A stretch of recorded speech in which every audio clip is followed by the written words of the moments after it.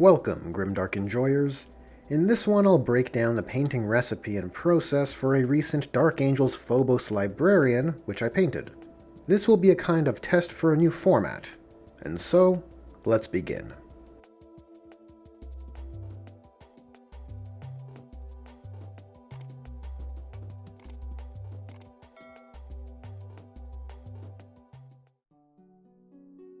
We always start priming the model.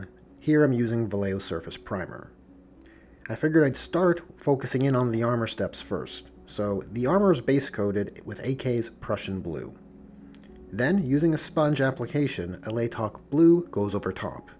And then again, using a sponge application, this is repeated again with Hoeth Blue, although with this brighter color I'm aiming for a more zenithal style application, suggesting the light values coming from above.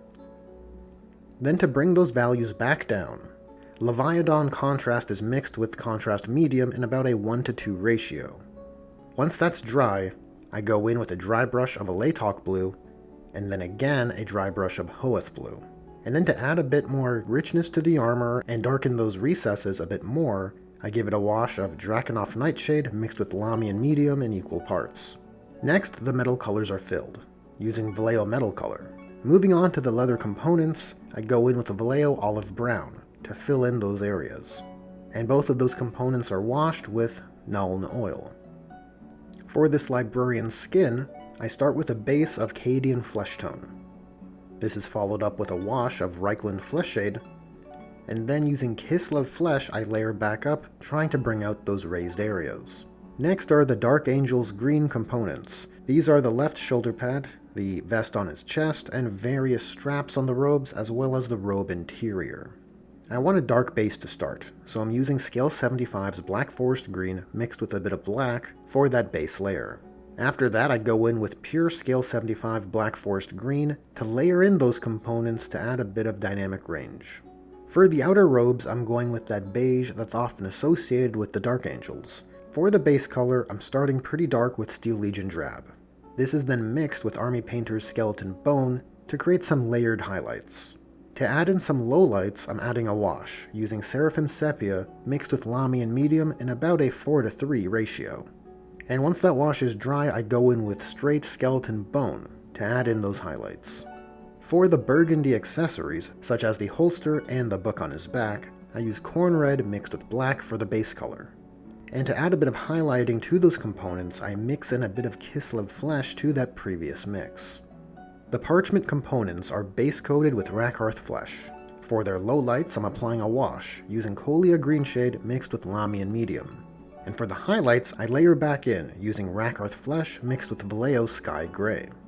This creates a cool tone for the parchment paper.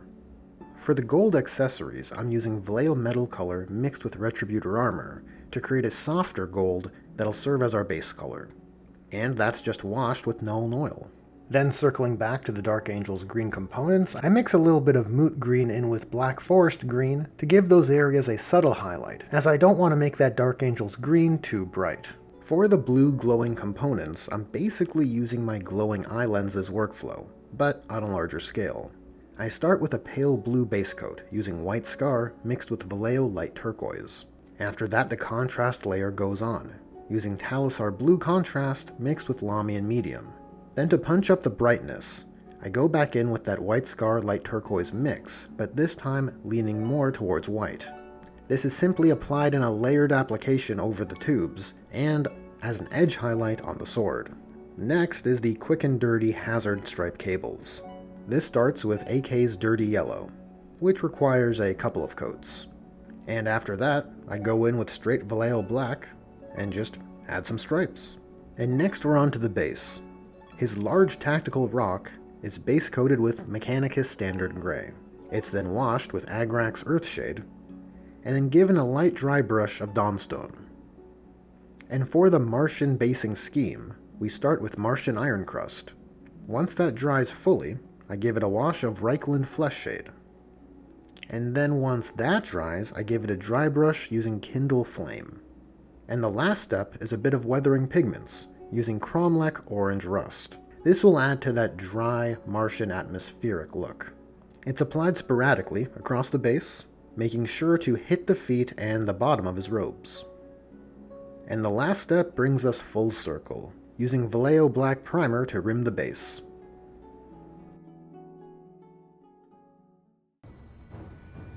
And that wraps up this quick paint breakdown. If you found it enjoyable or useful, give this video a like and let me know in the comments. I thought I'd give this new format a try, and so the feedback is appreciated. Well, that's it for this one. If you enjoyed this video, there are buttons for liking, sharing, and subscribing. Thanks for watching, and a special thanks to Julius Maximus, as well as my other generous patrons and channel members. Channel members and patrons get early access to regular channel videos, as well as free access to various STL doodads. Just a little something for those who help keep the dream alive. Anyways, thanks again for watching, and I'll catch ya in the next one.